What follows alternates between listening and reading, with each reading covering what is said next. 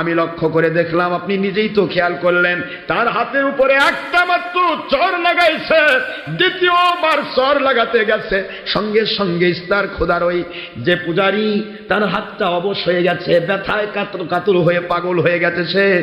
আর ইউসুফ আলাইহিস সালামের আরেকটি ব্যাপার আমি লক্ষ্য করেছি, আমাদের এই পুরা কাফেলার মধ্যে এমন একটা ব্যক্তি ছিল যেই মানুষটি মৃতবত, এখনই মরে যাবেন, তাকে আমরা ফেলে দিতে চেয়েছিলাম, কিন্তু অনেক কষ্টে গাড়িতে তাকে আমরা শোয়ায়ে নিয়ে, অসুস্থ রোগীকে শোয়ায়ে নিয়ে, মৃতবত একটা মানুষ এইমাত্র মারা যাবে, মৃত্যুর প্রহর গুনতেছে, ওই মানুষটাকে হযরত ইউসুফ আলাইহিস সালাম যেই মাত্র ওনার গায়ে হাত দিলেন, ওনাকে মহব্বত করে আদর করলেন, ওনাকে সেবা শুশ্রূষা করলেন, ওই মৃতবত মৃত্যুর প্রহর গুনা মানুষটা ওইখান থেকে, ওই শুয়ে থাকা মানুষটা হেঁটে হেঁটে আমাদের কাফেলার সাথে রওনা দিয়েছে।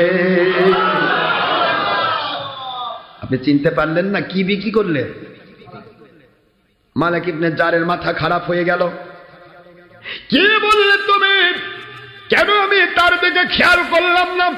চলো এই মুহূর্তে যাওয়া দরকার। রাত্রি 12টা পার হয়ে গেছে, রাতের অন্ধকারে তিনি পাগলের মতো দৌড়াচ্ছেন। ফালেক বলতেছে, রহমতুল্লাহ আলাইহি বলতেছেন, সাবধান, আজিজে মিশর আপনার আমার বাড়ির মতো বাড়ি না, ওটা তো রাজপ্রাসাদ, পুরা রাজপ্রাসাদ বন্ধ, ওনার কাছে যাওয়ার মতো এই মুহূর্তে কোনো ব্যবস্থা নেই। ও মালিক বিন জার, সকাল হয়ে যাক, দরবার বসুক, এরপরে আমরা তার সাথে দেখা করার চেষ্টা করব। কিন্তু ইউসুফ আলাইহিস সালামের প্রেম তাকে এমন ভাবে পাগল করেছে, সারা রাত আর ঘুম ধরে না। কিসের ওজনে সোনা নিলাম, কিসের ওজনে আমি রূপা নিলাম, কিসের ওজনে আমি এই মুহূর্তে আমি রেশম নিলাম, মেসকো আম্বর নিলাম, কি করব? আমার ইউসুফকে কেন আমি হেরে ফেললাম? চেহারা যতই দেখি ততই যেন মধুর লাগে। নবীদের মহব্বত যার ভিতরে ঢুকেছে, আমার আল্লাহ তাদেরকে জান্নাতি মানুষ বানিয়ে ফেলেছে। নবীর ভালোবাসা মালিক বিন জারের ভিতরে এমন ভাবে ঢুকে পড়ল। নবীর ভালোবাসা কারো মধ্যে ঢুকলে সোনার দাম তার কাছে থাকে না, রূপার দাম থাকে না, অর্থের দাম থাকে না, দুনিয়ার কোন মানুষের ভয় ভীতি তাকে পাকড়াও করে না। নবী প্রেম ঈমান, ঈমান আছে, দুনিয়ার সব আছে, ঈমান আছে, জান্নাত আছে, ঈমান আছে, আপনার আমল আছে। নবী প্রেম ঢুকলো, পাগলের মতো দৌড়াচ্ছে, সকাল পর্যন্ত কাঁদে, কি বিক্রি করলাম অর্থ দিয়া, এটা কেমন কাজ করলাম, ভুল করে ফেলেছি, তাড়াতাড়ি করে যাওয়া দরকার। কিন্তু কিভাবে যাবে? আজিজ মিশরের বাড়ি তো ছোটখাটো বাড়ি নয়, বিশাল বড় রাজপ্রাসাদ, হাজারবার কতবার যে পাস নিতে হয়, এখানে পাস ওখানে পাস। কার সাথে দেখা করতে চান?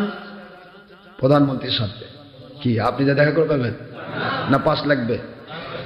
এ মুসলমান, পাস নিতে নিতে এত কষ্ট হলো, লাস্টে প্রধান সেনাপতি রুদামুনের কাছে চলে গেল। রুদামুন সেনাপতি বলতেছে, কেন আমাদের প্রধানমন্ত্রীর সাথে, আজিজ মিশরের সাথে দেখা করার বাসনা আপনার জাগলো? আমরা তো যারে তারে তার সাথে দেখা করার সুযোগ দেই না। কি ব্যাপার, আপনার এমন চিন্তা হলো কেন? এক কথায় তিনি বুদ্ধি খাটালেন। গতকালকে তিনি যেই মানুষটিকে ক্রয় করেছেন আমার কাছ থেকে, সেখানে টাকা পয়সা কিছু বেশি নেওয়া ছিল, ওই বেশি টাকাটা ফেরত দিতে এসেছি। এখন রুদামন ভাবতে, বাবার প্রধানমন্ত্রীর কাছে আসছে টাকা দেওয়ার জন্য, অনেক টাকা বেশি নেওয়া ছিল, অনেক সম্পদ বেশি নেওয়া ছিল, ওই জন্য ওই গোলামের টাকাটা ফেরত দেওয়ার জন্য এসেছি। রুদামন ভাবলো, এটা তো রাজপ্রাসাদের কাজ। ঠিক আছে, আপনি থাকুন। চলে যাওয়া হলো আজিজে মিশর মিস্টার পতিফার কিতফিরের কাছে। বলা হলো, আপনার কাছে যে গোলাম বিক্রি করেছে, ইউসুফ বিক্রি করেছে, সেই ব্যক্তিটা আপনার সাথে দেখা করতে চাই। আজিজে মিশর বলতেছে হানিফারের কাছে, রত্নাবদায়কের কাছে, আর তার স্ত্রী জুলাইখার কাছে, দেখো যে ইউসুফের একবার মায়ায় পড়েছে, সেই ইউসুফকে না দেখে থাকতে পারে না। ও তো দেখা করতে আসে নাই, ও ইউসুফকে দেখা করতে এসেছে। কোন জিনিস তোমার কাছে হাদিয়া দিয়েছে? হানিফার বলতেছে, ও জনাব, আমার তো মনে হয় সারা জগৎ দিলেও ইউসুফকে বিক্রয় করার টাকা হবে না। কয় টাকাতে কিনছেন? এটা আমি চিনি, ইউসুফকে আমি চিনতে পেরেছি। যেটা বলুন সুবহানাল্লাহ। যাই হোক, ব্যাপার অনেক দূর চলে গেল।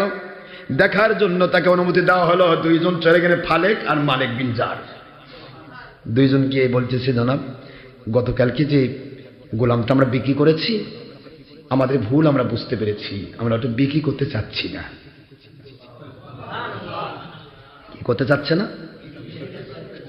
জুলাইখার নজরে যে পড়েছে তাকে আবার ফিরে নেবে? জুলাইখা বলতেছে, তোমার কি মাথা টাথা খারাপ হয়েছে? যাকে একবার বিক্রি করেছো তার কোনোদিন ফেরত হয় না। তোমরা যদি চাও আরো কিছু টাকা চাও, দেওয়া হবে।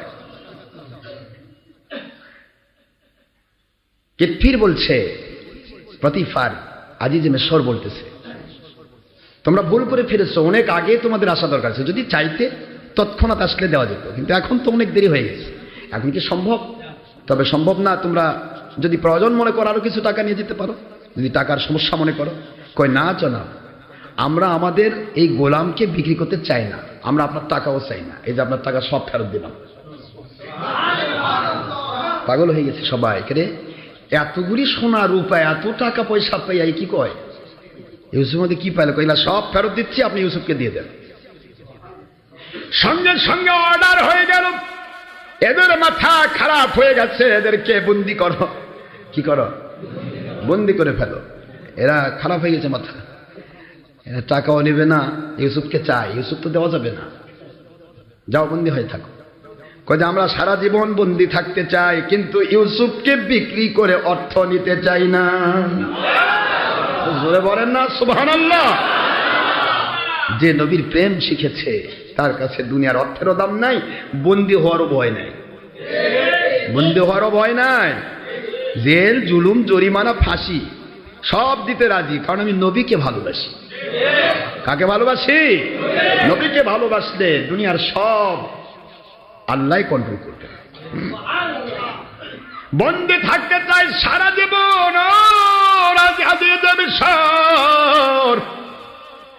আমরা আপনার কাছে ইউসুফ বিক্রির অর্থ নিতে চাই না, দিয়ে দিলাম অর্থ। আপনার অর্থ আপনি নিয়ে সন্তুষ্ট থাকেন, কিন্তু ইউসুফকে বিক্রি করে অর্থ নিতে চাই না। সবাই পাগল হয়ে গেছে। ইউসুফ আলাইহিস সালাম কি এই দৃশ্য দেখতে পারেন? ইউসুফ থেকে বলছেন, দেখেন, আমি আপনার কাছে থাকবো, ওয়াদা করতেছি, আমার ওই মালিকগুলাকে সারিয়ে দেব। ওদের মাধ্যমে আমি মিশর দেখেছি। সুবহানাল্লাহ পড়বেন না জোরে? ওদের মাধ্যমে আমি আপনার কাছে এসেছি, সুতরাং ওদেরকে দয়া করে ছেড়ে দেন।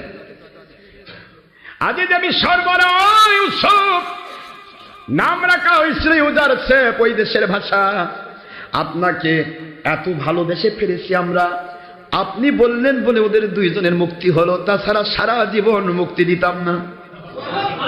ঠিক আছে, মুক্তি দেওয়া হলো, কিন্তু ওদেরকে আর যেন কোনোদিনের আসতে না দেখি। দুইজনের চিন্তা হলো, একবার আমরা ইউসুফের সাথে দেখা করতে চাই। নিকটতম একটা ঘর, আলাদা কিছু কথা বলবো। ঠিক আছে, তাড়াতাড়ি আলাদা করে দেওয়া হলো। আলাদা করে দিয়ে ইউসুফ আলাইহিস সালামকে মালিক বিন জার বলতেছে, আপনি কে, দয়া করে বলুন। ইউসুফ আলাইহিস সালাম বলতেছে, আমি কে এটা তো আপনাকে আগেই বলেছি, বলার অনুমতি নাই। যেদিন বলার অনুমতি হবে সেদিন এই পুরা মিশর একত্ববাদ আল্লাহর পক্ষে হবে। জোরে বলেন না সুবহানাল্লাহ। বুঝতে পেরেছে মালিক বিন জার, ও একত্ববাদ মানে আমি তো একত্ববাদ, এক আল্লাহর পক্ষের মানুষ, আমি ইব্রাহিম আলাইহিস সালামের বংশের মানুষ, ইসমাইলের বংশের মানুষ। আপনি বলে, আমি আপনাকে বলতে পারি একটি শর্তে, জীবনে কারো কাছে প্রকাশ করবেন না। ঠিক আছে। উনি হলেন মালিক ইবনে জার ইবনে আব্দুল্লাহ ইবনে ইসহাক ইবনে ইয়াকুব আলাইহিস সালাম, ইসমাইল ইবনে ইব্রাহিম আলাইহিস সালাম, মালিক ইবনে জার ইবনে আব্দুল্লাহ ইবনে আপনার ইসমাইল ইবনে ইব্রাহিম আলাইহিস সালাম। আর ইনি বলতেছেন, আমি ইউসুফ ইবনি ইয়াকুব ইবনি ইসহাক ইবনে ইব্রাহিম আলাইহিস সালাম। দুইজনের বংশ ইব্রাহিমী, যারা বলুন সুবহানাল্লাহ, ইব্রানি। তখন উনি বললেন যে তুমি তো আমার ভাই, তাহলে তুমি নবী? আমি নবীকে বিক্রি করেছি অর্থ দিয়ে? আমার জীবনটা আমি নষ্ট করে দিয়েছি।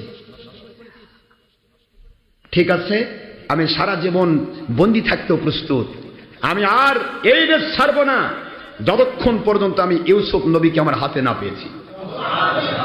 জোরে বলেন সুবহানাল্লাহ। মায়া মমতা কাকে বলা হয়? কাফেলাকে বিদায় করে দিয়ে তোমরা চলে যাও, আমি ইউসুফকে যতদিন আমার হাতে না পেয়েছি ততদিন আমি এই দেশ ছাড়ব না। এই মালিক বিন জার হবে হযরতে ইউসুফ আলাইহিস সালাতু ওয়াস সালামের প্রধান।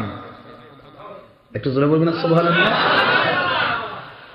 প্রধান বানাবেন উনি, কিন্তু সেই সময়টা নিতে গেলে তাকে কমের পক্ষে 1 নয় 2 নয় 12 আপনার 20-22 বছর তাকে কষ্ট করতে হবে। এই 20-22 বছর তিনি এই দেশে কষ্ট করে থাকলেন, কিন্তু তারপরে ইউসুফ আলাইহিস সালামকে উনি না পেয়ে উনি ওনার দেশে ফিরে যাননি। ভাইদের আমার, এই তো আল্লাহর নবীদের মহব্বত, ভালোবাসা। আমি আপনাদেরকে এইটুকু বলি, নবীর প্রেম যারা করেছে তাদের জীবনে দুনিয়ার কোনো অর্থের দাম, স্বার্থের দাম বা দুনিয়ার কোনো ভয় ভীতি কোনো কিছুর মূল্য নাই, কিছুই নেই। আমরা কি নবী প্রেমিক নই ভাইজান? আসেন আমরা নবীজির মহব্বতে ইসলাম মানব। আমি যে কথা বলতে চেয়েছিলাম, ইউসুফ আলাইহিস সালাতু ওয়াস সালাম তাদের আন্ডারে থাকলেন। আন্ডারে থাকার পরে এবার জুলাইখা তার প্রতি ধীর স্থিরভাবে তার প্রতি আসক্ত হতে লাগলেন। এই জুলাইখা যখন তাকে আগ্রহান্বিত তার উপর হলেন, ইউসুফ আলাইহিস সালাতু ওয়াস সালাম আল্লাহর কাছে বললেন, আমার মালিক, এই জুলাইখার এই রাজত্ব, এই রাজপ্রাসাদের চাইতে আমার কাছে জেল অনেক ভালো। কি ভালো? জেলখানা ভালো। আমার মালিক বলেন, আপনি যখন জেলখানায় ভালো মনে করলেন, তাহলে আমি আপনাকে জেলখানায় কবুল করলাম। ব্যাপারটা পরে আসতেছে। যে কথাটা আমি বোঝাতে চাচ্ছিলাম, ইউসুফ আলাইহিস সালামকে কিনে নিয়েছে জুলাইখা, তার প্রতি পুরা অধিকার তার আছে। তারপরে ইউসুফ আলাইহিস সালাম সেখানে তার সিদ্ধান্তে রাজি নয়। তাহলে আমরা যদি পীর হই, আমরা যদি হক্কানি আলেম হই, আমরা যদি হক্কানি ওলি হই, আমরা কি করে পরনারীর সাথে আমরা কি করে ফায়দা লুটাতে আশা করি? সম্ভব? এখানে কি কথা কি বোঝা যাচ্ছে আমার? পরনারী পরপুরুষ দেখা সাক্ষাৎ হতেই পারে, সামনে হাই লো করে দিবেন, বাস ক্লিয়ার। এই যে আমার মহিলারা, কত মহিলা, আমার মা বোনেরা, সোনামণিরা বহু দূর দূরান্ত থেকে কষ্ট করে তারা আসেন আমাদের সাথে বায়াত হন, ডাইরেক্ট নয়, ইনডাইরেক্ট, হয় রেডিওতে বসে, নয়তো আমাদের ওয়াজের ক্যাসেটে, নয়তো বা দূরে 1 মাইল দূর থেকে, যেভাবে হোক তারা আমাদের বায়াতের সম্পর্ক রাখেন। আল্লাহ বললেন, করনা ফি বুয়ুতি কুন্না, মহিলারা তারা ঘরে থাকবে। আপনারা দলের স্বার্থে ইস্তেমার নামে, অমুকের নামে মহিলাকে রাস্তায় বের করে নিয়ে যাচ্ছেন। কোন নবীর ইসলাম এটা? কোন কোরআনের ইসলাম? আমি ইসলাম জানাতে চাই, ইসলাম বোঝাতে চাই। ইসলামটা আমি ছলচাতুরিপূর্ণভাবে ইসলামকে আমি ব্যবহার করতে আমরা ওলি আউলিয়ার মানুষ দিতে পারি না, ঠিক না? আমাদের দায়িত্ব বলে দেওয়া, জুলুম করবো না কারোর উপর, জুলুম করার ক্ষমতা আমার নেই। কারণ জুলুম করার ক্ষমতা থাকলেও কোনোদিন আমার জুলুম করবো না। পৃথিবীর কোনো ওলি আউলিয়া বা নবী রাসূল কারোর উপর জুলুম করেন না, ঠিক না? ঠিক। সুতরাং জুলুম নয়। আমরা চাই কি করে মানুষগুলি আল্লাহওয়ালা হবে। ভাইরা আমার, মহান আল্লাহ আমাদের বোঝার তৌফিক দান করুন। আমরা যেন সত্য ইসলাম বুঝতে পারি, সত্যটাকে যেন মানতে পারি। আপনি যে দলে থাকেন সে দলে থেকে যেন আপনি বুঝতে পারেন যে কোনটা হক আর কোনটা বাতিল।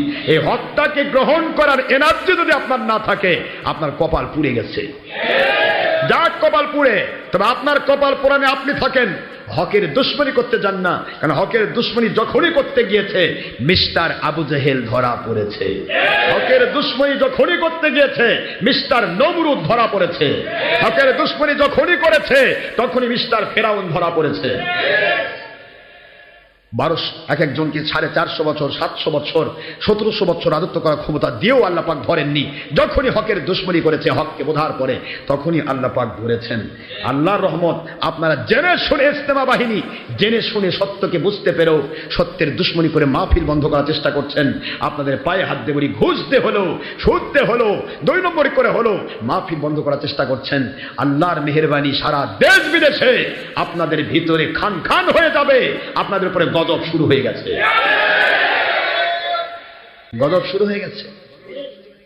প্রতিদিন মারামারি হয়, কেন হচ্ছে? হচ্ছে শুরু কেবল, দেখতে থাকুন, এখনো সময় আছে, সত্যকে গ্রহণ করুন, অসত্য বাদ দেন। না পারলেও সত্যের দুশ্মনী বন্ধ করুন, সত্যের দুশ্মনী বন্ধ করুন।